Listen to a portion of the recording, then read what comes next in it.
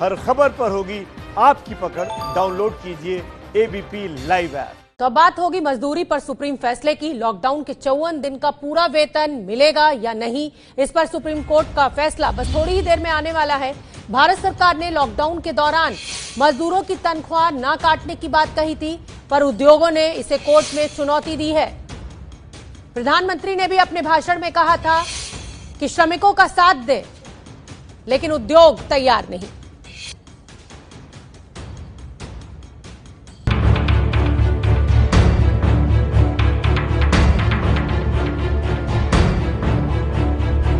जो हमारे पास बैलेंस था खाने पीने का वो भी अब खत्म हो चुका है। रूम भाड़ा भी देना रहता है, यहाँ तो 5,000 10,000 भाड़ा होता है नॉर्मली मंथली का। तो सब चीज़ें खत्म हो गई तो भुखमरी की नौबत आ गई। पेट की भूख, चेहरे पर निराशा के भाव और जेब में पैसे का ना होना। लॉकडाउन में जब सब बंद हुआ तो कंपनी से पैसा ना मिलने पर मजदूर पलायन के लिए मजबूर हुआ। इन्हीं बातों को ध्यान में रखते हुए 14 अप्रैल को देश के नाम संबोधन में भी प्रधानमंत्री मोदी ने भी किसी की भी सैलरी न काटने और न ही नौकरी से निकालने की बात की थी।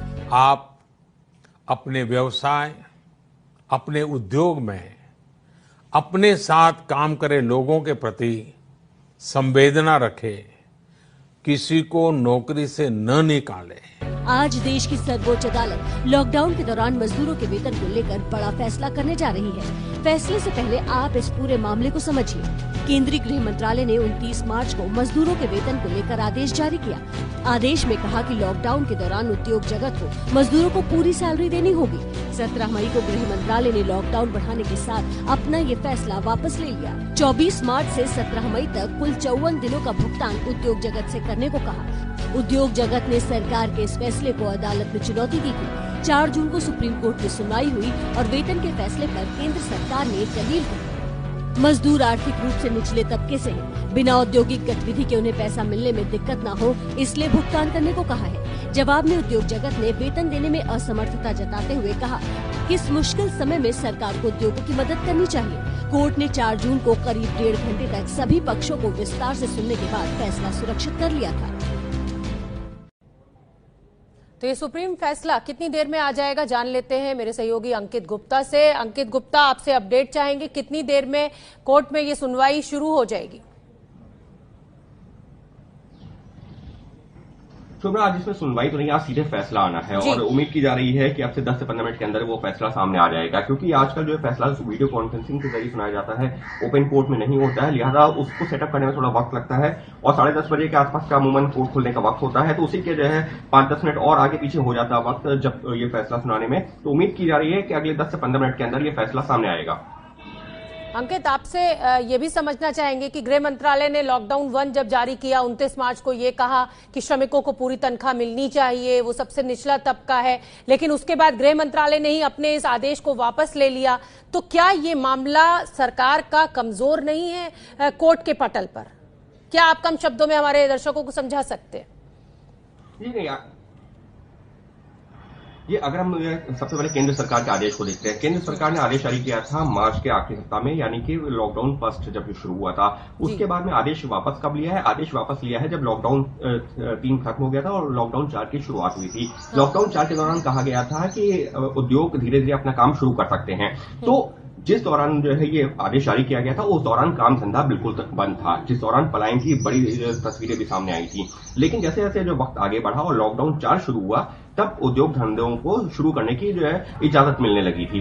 तो इस वजह से केंद्र सरकार ने अपना वो फैसला वापस लिया, ये कहते हुए कि 54 दिन के दौरान जो काम बिल्कुल नहीं हुआ है उस दौरान पैसा देना जरूरी है। और जब 17 मई के बाद में काम धंधा शुरू हो गया तो जैसे जो सैलरी दी जाती है, जैसे काम का पैसा दिया जाता है, वैसा दिया जाएगा आगे भी। तो अब जो मेन विवाद है वो उसको लेकर के है, जो 28 और 29 मार्च के आसपास जो आदेश आया था और 17 मई तक चला था, वो 54 दिन। उन 54 दिनों के दौरान जो उद्योग धंधे वाले हैं, जो फैक्ट्रीज हैं, जो इंडस्ट्रीज हैं, उनका ये कहना है कि जब काम हुआ ही नहीं तो हम पैसा कैसे दें, क्योंकि हमारी भी कमाई बंद हो गई थी। तो उसको लेकर के पूरा विवाद है जिस पर सुप्रीम कोर्ट का फैसला आना है। बिल्कुल सही बात है और उद्योगपतियों की भी समस्या बहुत वैलिड है। अंकित गुप्ता, आप बने रहिए हमारे साथ और तमाम मेहमान भी मेरे साथ जुड़ेंगे। अभय दुबे भी मेरे साथ जुड़ेंगे।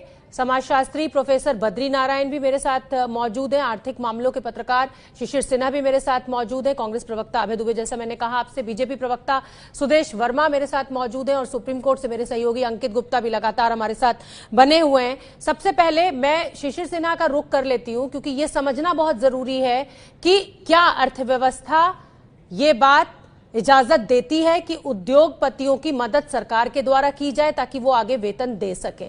क्या स्थिति जमीन पर शिशिर आप देखते हैं?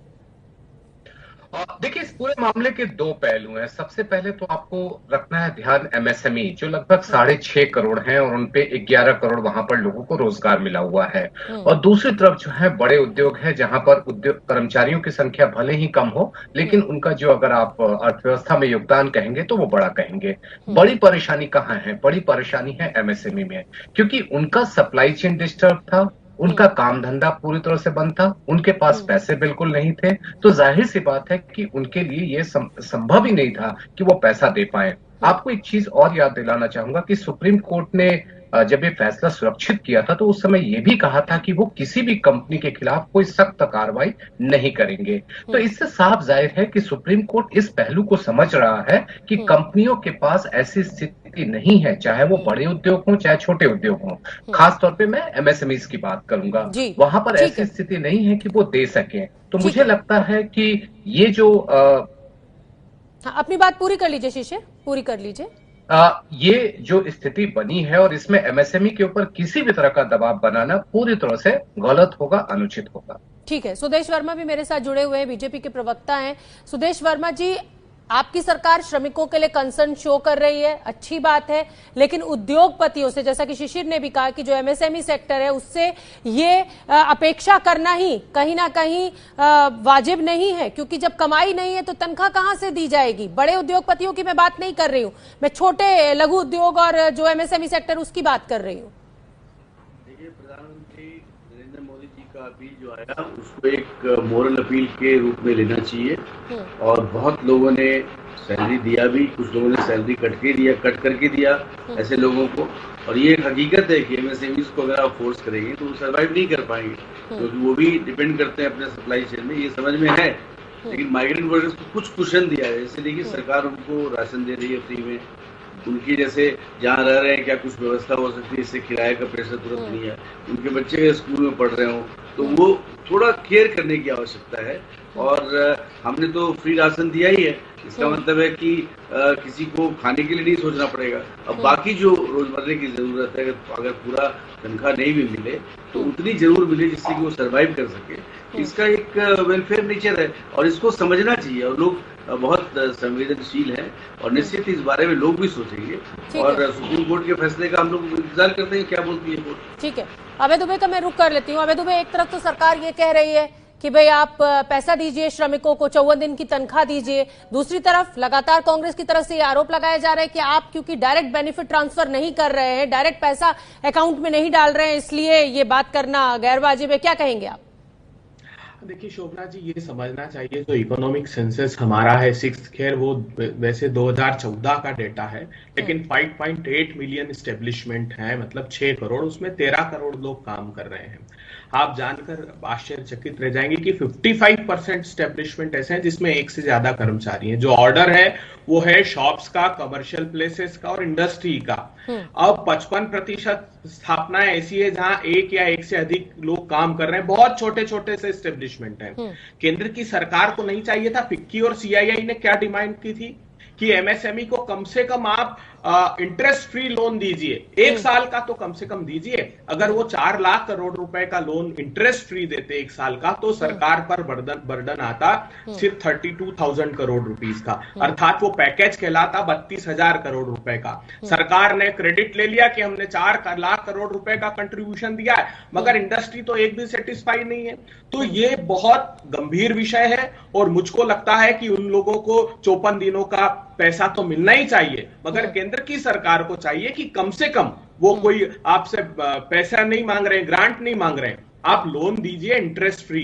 कम से कम 1 साल का दीजिए। ठीक है, नहीं तो कैसे, और डायरेक्ट लोन की भी बात कर रहे हैं तो बहुत बिल्कुल अच्छा है। अभय दुबे, आप लोन की भी बात कर रहे हैं, और एक और सच है, और सच वो ये है कि केंद्र सरकार और राज्य सरकारों के ऊपर बहुत सारा पैसा है जो उन्हें एमएसएमईज का चुकाना है। अगर वो उसी को चुका देंगे तो बहुत बड़ी मदद हो जाएगी इन एमएसएमईज की। समाजशास्त्री प्रोफेसर बद्रीनारायण भी मेरे साथ जुड़े हुए हैं। बद्रीनारायण जी, एक विकट समस्या कोरोना के चलते खड़ी हो गई है, लॉकडाउन हुआ, ना उद्योग धंधों की मदद हो पा रही है और ना श्रमिकों की हो पा रही है। इस पूरी सिचुएशन को आप कैसे देखते हैं और क्या हल हमें सुझाएंगे आप इसका? देखिए शोभना, ये सचमुच ये भारतीय स्टेट के लिए और हमारे जो पूंजी व्यवसायी हैं, पूंजीपति और व्यवसायी, ये दोनों के लिए एक नैतिक प्रश्न भी है। एक तरफ आर्थिक क्राइसिस है, दूसरी तरफ नैतिक प्रश्न है, और नैतिक प्रश्न ये है कि आपके समाज का एक बड़ा तबका जो आपके पूंजी उत्पादन में सहयोगी रहा है वो आज भूखे मर रहा है। तो इसमें एक तो नैतिक पक्ष ये है कि आपको उनको उन दिनों का वेतन देना चाहिए जिसकी तरफ प्रधानमंत्री जी ने इशारा किया था। लेकिन प्रश्न है कि वो आएगा पैसा, जिनके पास पैसा नहीं है एमएसएमई का जो बात हो रही है, वो कहाँ से देंगे? तो पहले तो जिनके पास है वो दें, और वो उन्होंने दिया भी है कुछ ने, और वो उसमें सरकार एक रिकवरी के तहत एक सहयोग की तहत से ये कर सकती है कि उसको सोशल रिस्पॉन्सिबिलिटी मान ले। कॉर्पोरेट सोशल रिस्पॉन्सिबिलिटी का जो एक पूरा जो हमारे यहाँ स्ट्रक्चर है उसमें उसको शामिल कर ले, इस मदद को 54 दिन के कर्मचारियों, मजदूरों को, कर्मचारियों को जो हमारे कॉर्पोरेट्स, हमारे उद्योगपति मदद करें, उसको कॉर्पोरेट सोशल रिस्पॉन्सिबिलिटी के फंड से लिया जा सकता है। दूसरा जो है वो है कि आप उसको इंटरेस्ट फ्री लोन दीजिए, जैसी बात कह रहे थे अभय जी, या आप उनके इनकम टैक्स में छूट दीजिए। यानी राज्य को भी इसमें कहीं ना कहीं शिरकत करना पड़ेगा। राज्य सिर्फ ये नहीं कह सकती, यानी राज्य मतलब भारतीय राज्य में कह रहा हूं, जिसमें सारे स्टेट गवर्नमेंट आती हैं, भारत सरकार आती है, कि भाई आप कर दीजिए, और हमारा भी रोल बनता है, राज्य का भी रोल बनता है, और जो हमारा एम्प्लॉयर है उसका भी रोल बनता है, और मजदूरों का भी रोल बनता है। जैसे इसमें एक बात आ रही है ना, कई लोग जो काम कर सकते थे वो भी बैठ गए। श्रमिकों को लेकर एक बड़ा फैसला सुप्रीम कोर्ट से आज आने वाला है। जिन 54 दिनों लॉकडाउन रहा, क्या उसकी जो तनख्वाह है वो उद्योगपति देने को तैयार है, लेकिन उद्योगपतियों का अपना पक्ष है, उनका कहना है कि हमारे पास पैसा नहीं है, या तो सरकार मदद करे, नहीं तो हम इस स्थिति में नहीं है। और इसी पर सुप्रीम कोर्ट का आज फैसला आने जा रहा है अब से कुछ ही देर बाद। शिशिर सिन्हा हमारे साथ जुड़े हुए हैं, आर्थिक मामलों के पत्रकार हैं। शिशिर, लगातार सरकार की तरफ से लोन देने की बात भी कही जा रही है, पक्ष ये भी निकल कर आ रहा है कि आप या तो इंटरेस्ट फ्री लोन दीजिए। एक और बड़ी गंभीर समस्या एमएसएमई सेक्टर के द्वारा उठाई जा रही है, और वो है उनके भुगतान को लेकर। लगभग 4-4.5 लाख करोड़ का वो भुगतान है जो केंद्र और राज्य सरकारों को करना है। अगर ये भुगतान कर दिया जाए केंद्र और राज्य सरकारों के द्वारा, तो और इस गारंटी के साथ कि ये तनख्वाह दी जाएगी, तो एक हल आपको लगता है, एक विकल्प हो सकता है ये? बिल्कुल हो सकता है। आपको पता होगा, देखिए गन्ना किसानों को लेकर के इस तरह की व्यवस्था अपनाई गई थी कि जो भी कुछ बकाया है वो बकाया गन्ना किसानों को दिया जाएगा सीधे सीधे। क्या इस तरह की व्यवस्था हम यहाँ पर एमएसएमई के लिए भी कर सकते हैं कि जो कोई भी, चाहे वो सरकारी उपक्रम हो चाहे सरकारी विभाग हो, उनका जो बकाया बनता है वो ये सुनिश्चित करने के लिए दिया जाए कि वो पैसा जो कामगार हैं उनके खाते में जाएगा। ये व्यवस्था अपनाई जा सकती है, और इसके लिए आपको कोई बहुत ज्यादा अतिरिक्त संसाधन की जरूरत नहीं पड़ेगी, क्योंकि उसका प्रोविजनिंग बजट में सालों साल किया जाता रहा है। वो पैसा उपलब्ध है, सिर्फ देने की बात है, सिर्फ मंशा की बात है, मतलब सिर्फ नियत की बात है। तो एक बहुत बड़ी खबर सुप्रीम कोर्ट से, जिसका जिक्र मैं लगातार कर रही हूं। केंद्र 4 हफ्ते में विस्तृत हलफनामा दाखिल करे। सुप्रीम कोर्ट ने अपने फैसले में कहा, फिलहाल किसी उद्योग पर कोई दंडात्मक कार्रवाई ना हो, उद्योग और मजदूर एक दूसरे पर निर्भर, दोनों समाधान की कोशिश करें। अंकित गुप्ता, बताइए क्या अपडेट? ये निश्चित तौर पर जिस आदेश का इंतजार हो रहा था वो आना शुरू हो गया है, और जो आपने 2-3 पॉइंट्स का जिक्र किया, उसके अलावा भी सुप्रीम कोर्ट ने एक चीज महत्वपूर्ण कही है कि उद्योग और मजदूर एक दूसरे पर निर्भर है, और कोशिश की जाए कि आपसी जो सहमति से समाधान निकल आए। जो कर्मचारी संगठन समझौते के लिए तैयार हैं वो नियोक्ता से भी बात कर सकते हैं, यानी कि जो है अगर आप चाहें तो मीडिएशन के जरिए भी इस मामले को सुलझाया जा सकता है। अगर आपस में सुलझाने में सक्षम ना हो तो श्रम विभाग की भी मदद ली जा सकती है। और इस आदेश के बारे में प्रचार होना चाहिए। सुप्रीम कोर्ट ने साफ तौर पर एक तरीके से जो है हम ये कहें कि मिडिल पाथ अपनाया है, तो कहना गलत नहीं होगा, क्योंकि एक तरफ केंद्र सरकार से जवाब मांगा है, उनसे कहा है कि आप 4 हफ्ते में अपना हलफनामा दीजिए, लेकिन दूसरी चीज जो उद्योगपतियों के लिए और उद्योगों के लिए महत्वपूर्ण है वो ये है कि किसी भी तरह की दंडात्मक कार्रवाई नहीं होगी, यानी कि उनके अगेंस्ट में कोई एडवर्स एक्शन नहीं लिया जाएगा। तीसरी चीज, सुप्रीम कोर्ट ने यह भी माना है क्योंकि उद्योग और श्रमिक एक दूसरे से इंटरलिंक्ड है, एक दूसरे पर निर्भर है। उद्योग बिना श्रमिक के नहीं चल सकते और श्रमिकों को रोजगार तभी मिलेगा जब उद्योग चलेंगे, लिहाजा दोनों लोग आपस में समाधान करें तो बेहतर होगा। इस पर सुप्रीम कोर्ट ने खासा जोर दिया है। और उसके अलावा अगर कहीं कोई दिक्कत आ रही है और समझौता नहीं हो पा रहा है तो फिर श्रम विभाग की भी मदद ली जा सकती है। और साफ तौर पर यहां पर सुप्रीम कोर्ट ने यह कहा है कि हमारी कोशिश यही है कि दोनों ही लोगों को सामंजस्य बनाया जाए। और अब इस मामले की अगली सुनवाई जुलाई के आखिरी हफ्ते में होगी। तो फिलहाल आज का आदेश ये माना जा सकता है एक तरह से एक इंटरिम आदेश है, जिस पर सुप्रीम कोर्ट ने कोशिश ये की है कि एक बैलेंस बनाया जाए। अंकित गुप्ता, ये बिल्कुल हम इसी पर चर्चा में आगे बढ़ाना भी चाह रही थी आपसे कि हम ये कह रहे थे कि एक फाइनल आदेश सुप्रीम कोर्ट की तरफ से आ जाएगा, लेकिन सुप्रीम कोर्ट भी कहीं ना कहीं उद्योगपतियों की दिक्कत को भी समझ रहा है और श्रमिकों की दिक्कत भी समझ रहा है और केंद्र के पक्ष को भी समझ रहा है, और इसीलिए शायद एक बीच का रास्ता निकालने की कोशिश सुप्रीम कोर्ट की तरफ से आज। ये निश्चित तौर पर इसी वजह से आज का आदेश जो सुप्रीम कोर्ट का है, हम उसको एक तरीके से एक इंटरिम ऑर्डर के तौर पर देख सकते हैं। क्यों? क्योंकि जो सरकार ने आदेश जारी किया था जिसके तहत जो श्रमिकों को 54 दिन का पैसा देने की बात कही गई थी, उस पर सुप्रीम कोर्ट अभी भी सुनवाई करेगा। वो सुनवाई जुलाई के आखिरी हफ्ते में होगी। सरकार के आदेश की जो वैधता को जो चुनौती दी गई है उस पर सुनवाई होगी और उसी के लिए सरकार को 4 हफ्ते में अपना जवाब देना है। तो वो एक अलग मामला है, यानी कि 54 दिन को लेकर के अभी सुप्रीम कोर्ट ने साफ तौर पर कुछ भी नहीं कहा है। 54 दिन को लेकर के जो सरकार का आदेश है उस पर आगे सुनवाई जारी रहेगी। ठीक है, हम आपको बता दें कि लॉकडाउन में पूरा वेतन देने के मामले में सुप्रीम कोर्ट का अंतरिम आदेश आ चुका है। सुप्रीम कोर्ट ने आपसी बातचीत से विवाद सुलझाने के लिए कहा है। कोर्ट ने कहा है कि उद्योग और मजदूर दोनों एक दूसरे पर निर्भर हैं। फिलहाल किसी भी उद्योग पर दंडात्मक कार्रवाई ना हो। अगर वापस में विवाद नहीं सुलझता तो श्रम विभाग की मदद ली जाए। अब जुलाई के आखिरी हफ्ते में अगली सुनवाई होगी। साथ ही कोर्ट ने केंद्र सरकार को 4 हफ्ते में हलफनामा दाखिल करने के लिए भी कहा है। निपुण सहगल ज्यादा जानकारी लिए हुए जुड़ रहे हैं। निपुण हमारे साथ जुड़ेंगे, लेकिन उससे पहले मैं अंकित गुप्ता लगातार हमारे साथ बने हुए हैं, इस फैसले के ऊपर वो नजर बनाए हुए हैं, उनसे मैं बात कर लेती हूँ। अंकित गुप्ता, आपसे समझना चाहेंगे कि अब केंद्र सरकार से जिस हलफनामे को दाखिल करने के लिए सुप्रीम कोर्ट के द्वारा कहा गया है वो किन चीजों के ऊपर आधारित होगी? क्या मुद्दे होंगे? क्या ये भी सुप्रीम कोर्ट ने स्पेसिफाई किया है?